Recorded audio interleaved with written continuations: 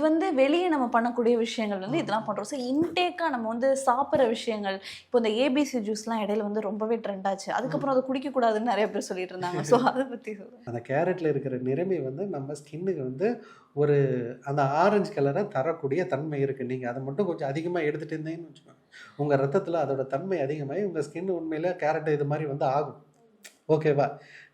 Beetroot வந்து நார்மலாக வந்து நைட்ரேட் இருக்குது. ஓகேவா? அதில் நைட்ரேட்டோட சத்து வந்து அதிகம். நீங்கள் அந்த நைட்ரேட் வந்து எதுக்கு ரொம்ப முக்கியம் அப்படின்னாக்க, ரத்த அழுத்தத்தை வந்து குறைக்கிறதுக்கு வந்து நம்ம உடம்புல அது ஒரு முக்கியமான வேலையை செய்யுது. சரிங்களா? பிபி மாத்திரை எல்லாமே மேக்ஸிமம் நைட்ரேட் பேசிஸில் தான் இருக்கும். ஓகேவா? ஸோ அந்த சத்து வந்து காய்கறியில் இருக்குது. இது அதான் வந்து இதுக்கு மட்டும் கிடையாது. எதுவாக இருந்தாலும் அளவுக்கு மிஞ்சினால் அமிர்தம் நஞ்சு.